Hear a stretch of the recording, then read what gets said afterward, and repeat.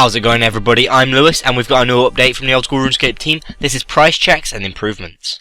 So they've got a couple of new ways to keep tabs on how much you're holding in a looting bag or the trade window.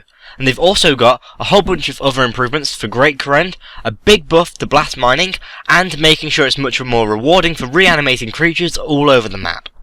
So let's start this off with the looting bag and trade screen price checks. If you've been in the wilderness, stocking up on high value loot from wilderness bosses or taking down other players, then putting it in your looting bag, you no longer have to wonder exactly how much you're risking.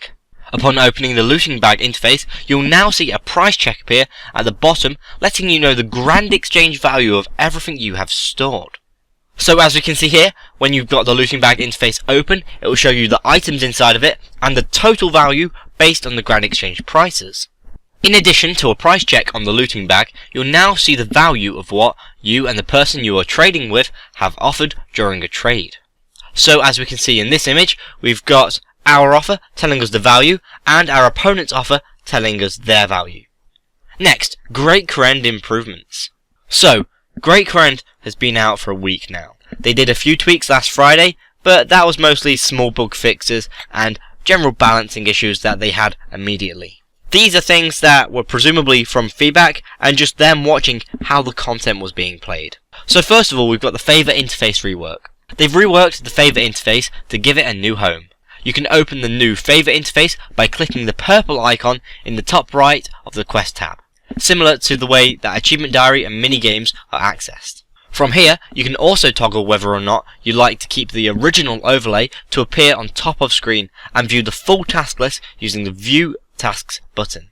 The next Great Current improvement is blast mining buffs. Following our feedback, they've given the rewards from blast mining a buff. The new rates for experience and GP an hour are: at level 70, you'll be able to get 48k experience per hour with 49k GP an hour. At level 80, you'll be able to get 58k experience an hour with 497k GP an hour. At level 90, you'll be able to get 64.4k experience an hour with 619k GP per hour.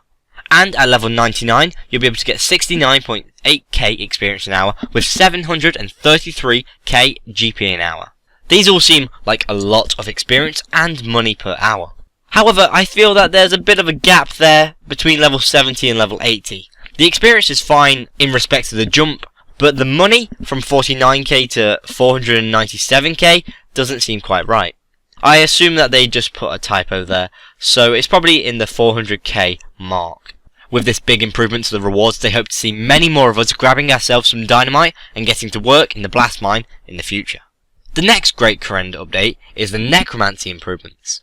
The prayer experience given for killing creatures reanimated using Necromancy spellbook has been doubled, and the 50% bonus when killing creatures by the Dark Altar has been removed.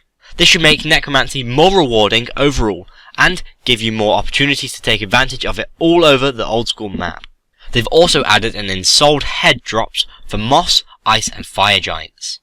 Now, starting off by saying doubling the amount of experience you get for this particular activity seems like quite a bit. However, personally, I don't currently know how much it gives, and I haven't really heard many people raving about how good it is, so I imagine it can't have been that good, and doubling it will probably make it relatively balanced. And finally, for the Great Current improvements, they did some mapping changes. They've made some slight improvements to the mapping of Great Current, and you should notice a few small changes on your way around the city. Finally, in other news, we've got some bug fixes. Pets should now be much more reliable at following you out of an instanced area. You should no longer be stuck in the teleport animation after teleporting into a crowded location. The cooking skill cape perk now works when cooking chompy and jubbly meat. The baked pie spell can now be used to cook meat pies for the servery in the Hosidius house. You no longer need to have to complete the Death Plateau quest to smith Shazium supply armor too. Cooking anglerfish on a fire now uses the correct animation. The rare tree icon near the willow patch in the Hosidius has been removed, as willow trees do not classify as a rare tree. A pair of shears on a table in the Hosidius house have been moved slightly as they were inaccessible. Some stray blocking has been removed in a building of the Piscarilius house. The examine option for the quest point HUD has had a missing space added. A grammatical error in the game message relating to the magic imbue spell has been corrected. Karam 1 are now listed in the HP skill guide. A rogue apostrophe has been removed from dialogue in the Shadow of the Storm quest. Apple pies and wines now correctly state that they are free-to-play items in the HP skill guide. The quest journal for Underground Pass has had a correction made when referencing to searching the soulless cages. The examine message for Horned Grox now has a space where one was missing. A typo has been fixed in the dialogue from the Nature Spirit quest. The spelling of Tavali has been corrected from Tavali in several places. The wedge now correctly states that the elite Kandarian headgear offers unlimited teleports to Sherlock, not just 3. Inspecting the Harmony Herb patch now gives a grammatically correct message. A typo in the Roving Elves quest has been corrected. A typo in the Gertrude's Cat quest has been corrected. The message received when your Varrock plate body allows you to smelt multiple bars at once has been altered to be less misleading. The mostly harmless monkey talk option now has more consistent capitalization. A missing full stop has been added to the message stating to learn the spell from the Mage Training Arena. A typo in the HP skill guide has been corrected. The shortcut section of the Agility skill guide is now ordered correctly. Arceus is now spelled correctly in the examine message on the Dark Altar, and the doors in the Arceus area. A typo in the dialogue of the Arceus pub has been corrected. The examine message of the soldier in the Shazian area now correctly spells lava. The answer to the medium challenge scroll on Port Sarim asking how many ships are docked there has been updated to reflect Vios' ship. A typo in Arthur's dialogue has been corrected. A signpost on Zeah has had some directions corrected. The "You're stunned" message received when attempting to pickpocket is now filtered. And the world map has finally been updated.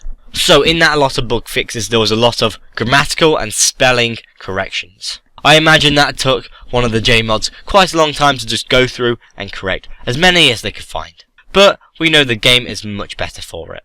Not necessarily sure whether it's worth them stating that all of these things were corrected. However, we've gone through them now, and there's no turning back.